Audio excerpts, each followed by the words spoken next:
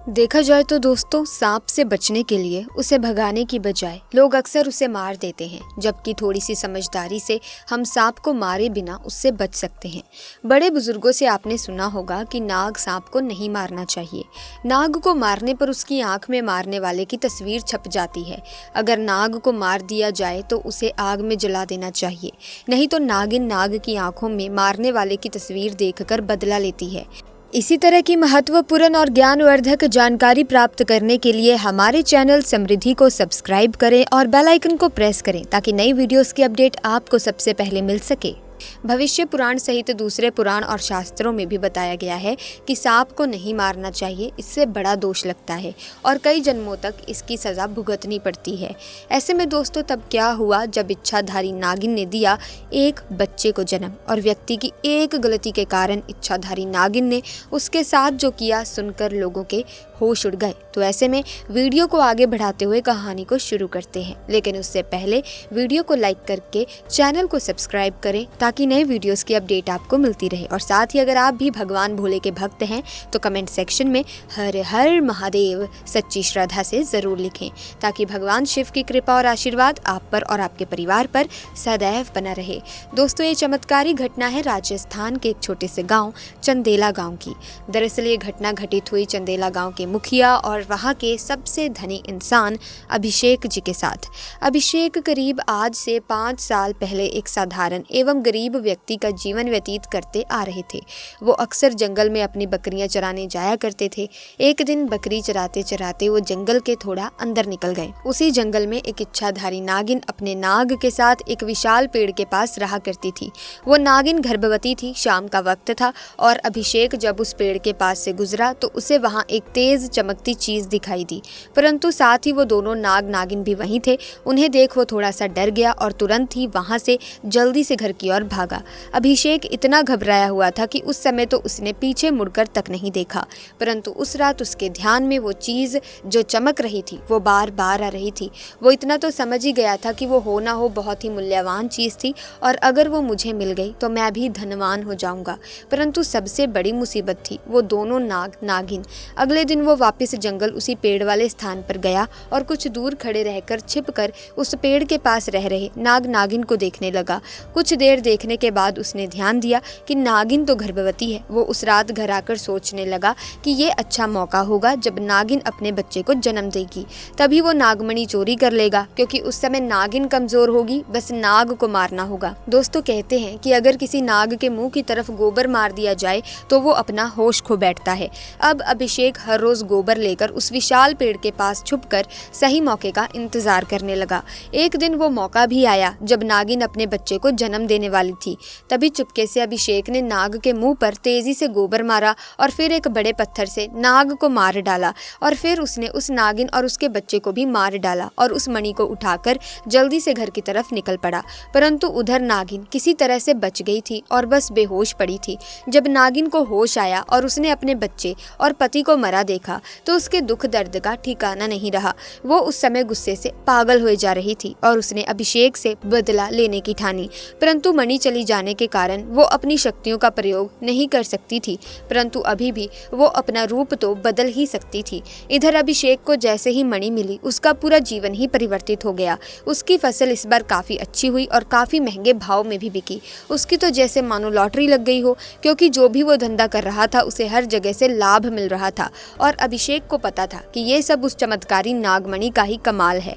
गांव में हर जगह उसका नाम था। अभिषेक के इस रुतबे को देख एक अच्छा रिश्ता अभिषेक के लिए उसके पास ही के गांव से आया और गीता नाम की एक सुंदर स्त्री से उसका विवाह संपन्न हुआ। गीता अपने पति अभिषेक को बहुत प्यार करती थी और बहुत इज्जत देती थी। दोनों एक दूसरे का कदम कदम पर साथ निभाते। उनकी जोड़ी गाँव में मिसाल बन चुकी थी। उधर नागिन भी एक पुरुष का रूप धारण कर महेश नाम से अभिषेक के यहाँ उसका मुंशी बन गया और अभिषेक का विश्वास जीतने लगा। अभिषेक भी महेश के व्यवहार और वफादारी को देख उसे अपना भाई समान ही मानने लगा। एक दिन गीता अपने पति पार्वती अभिषेक के पास आती है और बताती है कि तुम पिता बनने वाले हो, मैं गर्भवती हूँ।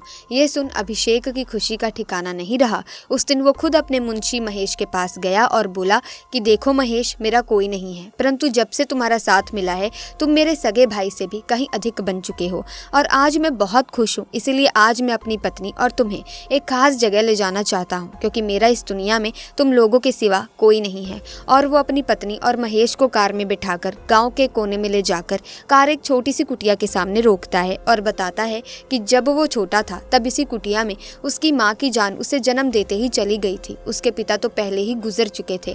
तब एक बूढ़े बाबा ने उसकी माँ को वहीं दफना दिया था और अभिषेक को उसी बूढ़े बाबा ने पाला था। अभिषेक बताता है कि जब भी उसके साथ कोई बुरी घटना होती है या वो दुखी होता है तो बस वो इस कुटिया के पास चला आता है।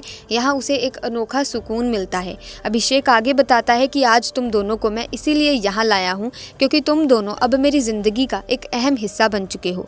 दोस्तों, ये सुन सभी की आंखों में पानी भर आता है। कुछ देर रुकने के बाद जब वे वापस पहाड़ी से होते हुए घर को जाते हैं तो अचानक उनकी गाड़ी पहाड़ी पर एक बड़े पत्थर से टकराती है और गाड़ी को जोर का झटका लगता है, जिसके कारण अभिषेक तो कार में ही फंसा रहता है, परंतु उसकी पत्नी गीता पहाड़ से नीचे गिर एक पेड़ पर अटक जाती है और उस पेड़ के ठीक नीचे ही बहुत गहरी खाई थी।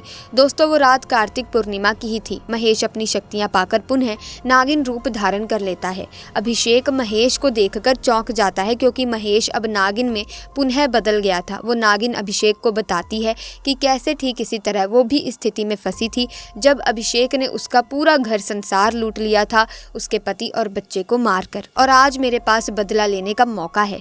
अभिषेक घायल गाड़ी में फंसा हुआ था और रो रोकर नागिन को बोलता है कि भले मेरी जान ले ले, परंतु मेरी पत्नी गर्भवती है, उसे छोड़ दो।